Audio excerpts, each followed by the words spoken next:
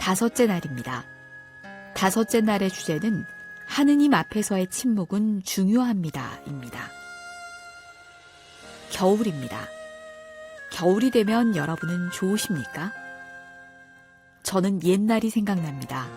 겨울방학이 생각납니다. 겨울방학은 12월 중순부터 시작해서 거의 2월 중순까지 60일가량을 방학으로 지냈습니다. 방학 되면 학교에서 숙제를 줍니다. 제발 놀지 말고 공부를 하라고 말입니다. 탐구 생활을 내주고 매일 일기를 쓰고 독후감을 쓰고 만들기를 하라는 등등 그런 방학 숙제를 내줬지만 사실 그런 건 제 머릿속에 들어오지 않았습니다. 오로지 이런 생각만 머릿속에 가득했습니다. 놀아야지. 이때까지 못 놀았던 것까지 합쳐서 엄청 놀아야지 였습니다. 그러다가 매번 방학 끝자락이 되면 방학 숙제를 한다고 늘 끙끙댔습니다. 어찌나 많은지 때로는 밤새워 만들기도 하고 그림 그리고 독후감 대충 쓰고 그랬습니다. 그런데 어려운 게 있었습니다. 일기를 쓰는 것이었습니다. 방학을 시작할 때만 해도 매일 일기를 써야지 하고 생각했지만 이상하게 방학 시작할 때 며칠 쓰고 나면 도무지 재미도 없고 의미도 없다고 생각이 돼서 며칠 만에 그만두기 일쑤였습니다.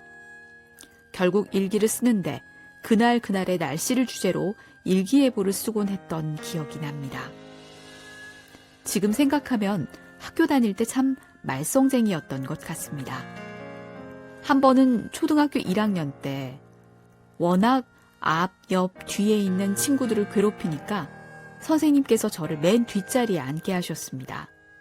그런데 그 성격이 어디 가는 게 아니라서 수업 중에 친구랑 얘기하고 장난치고 울리고 그랬습니다. 사실 초등학교를 처음 간 저는 수업이 뭔지 학교가 뭔지 몰랐습니다. 전 유치원을 다니지 않았고 당연히 한글도 숫자도 모르고 살았습니다. 그래서 학교에 가서 조용히 앉아서 공부를 하는 게 가능할 리도 없었습니다. 맨날 친구들하고 노는 것만 생각했고 수업 시간도 노는 것하고 별반 다르지 않았습니다. 아마 선생님 보시기엔 제가 바보로 보였을 겁니다. 받아쓰기 시험을 치면 10개 중에 3개 이상 맞아본 적이 없기 때문입니다. 요즘으로 말하면 문제 학생이었습니다. 그렇게 한참 수업 시간에 옆 친구와 놀고 있는데 선생님께서 드디어 화가 나셔서 이렇게 말씀하셨습니다. 너는 너무 떠들어서 안 되겠다.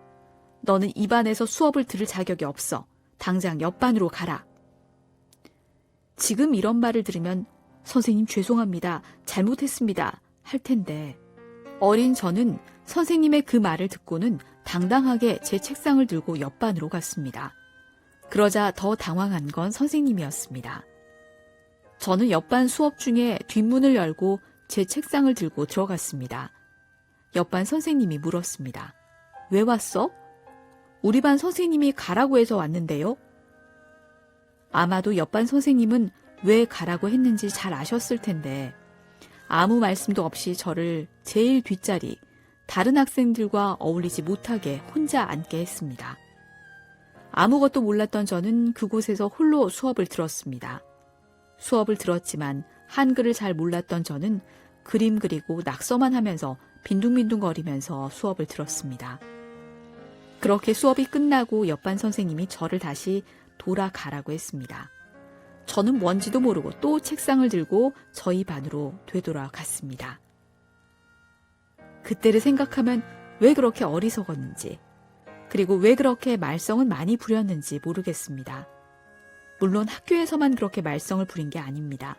성당에서도 애들 울리고 때리고 장난치고 그랬습니다. 그랬던 아이가 이렇게 사제가 됐으니 가끔 부모님이 나를 어떻게 교육시켰나를 생각해 봅니다. 저희 부모님들은 공부해라, 학원 다녀라, 이거 해라, 저거 해라 이야기를 하시지 않았습니다. 어느 날 집에 책장을 사고 또 어느 날 그 책장에 잔뜩 책을 장만해 주셨습니다. 넉넉지 않은 집안 살림에도 불구하고 말입니다. 그를 깨우쳤던 저는 시간이 나면 책을 읽었습니다. 책을 읽으니 시간 가는 줄 몰랐고 재미있었습니다. 시간이 지나 조금씩 공부도 했습니다. 그리 잘한 건 아니었지만 그래도 책과 친해졌습니다. 늘 부모님들의 가장 큰 고민은 자녀들의 교육입니다. 어떻게 하면 저 아이가 컸을 때 잘 살 수 있을까? 어떻게 하면 내 자식을 잘 살게 해줄 수 있을까입니다. 그에 대한 답으로 부모님들은 수많은 학원으로 아이들을 내모읍니다. 영어 학원, 수학 학원, 피아노 학원, 바이올린 학원, 또 다른 무슨 학원. 그리고 그곳에서 선행학습을 해야 하고 누군가가 공부를 잘 가르친다고 하면 그쪽으로 마음이 쏠립니다. 내 아이도 그곳으로 보내야 할 건데 하고 생각합니다. 절대 내 자녀가 뒤처져서는 안 되기 때문입니다. 그런데 조금만 뒤로 물러서서 생각해보면 조금 더 많은 것을 볼 수 있습니다. 조금만 더 침묵하고 아이를 학원으로 내몰지 않으면 아이 스스로 더 많은 것을 깨우치게 되는 계기를 마련할 수 있습니다. 하지만 우리는 그렇게 하지 않습니다. 왜냐하면 내 자녀가 세상에 뒤처진다고 느끼기 때문입니다. 취직 걱정, 생활 걱정을 해야 하기 때문입니다.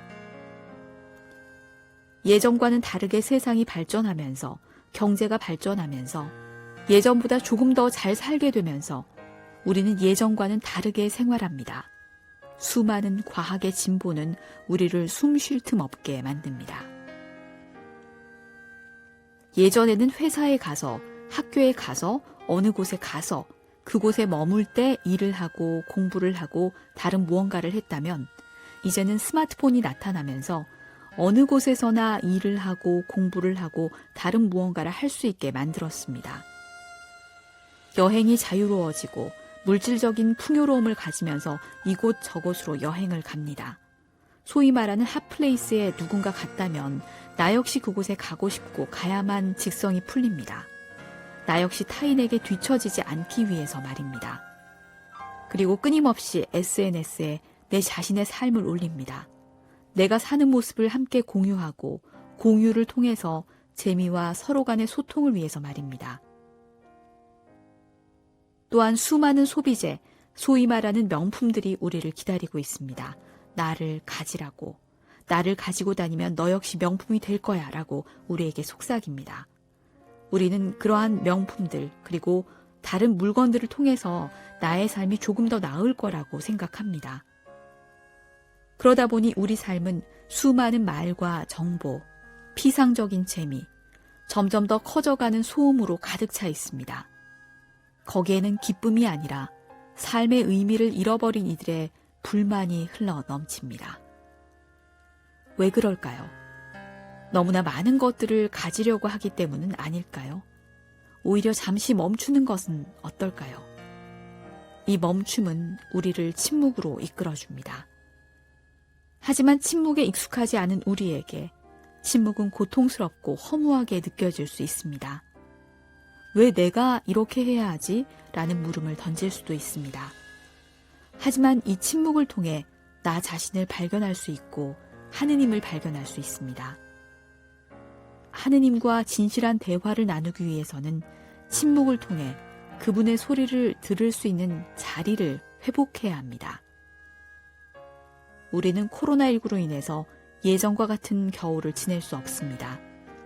스키장도 눈썰매장도 갈 수 없고 해돋이를 보러 해넘이를 보러 여행을 갈 수도 없습니다. 너무나 추워서 더운 나라로 가는 해외여행도 갈 수 없습니다. 우리는 지금 집에 있습니다. 하지만 오히려 예전과 다르게 멈춤을 통해서 침묵으로 그리고 침묵을 통해 하느님을 발견하는 계기가 될 수도 있지 않을까 생각합니다.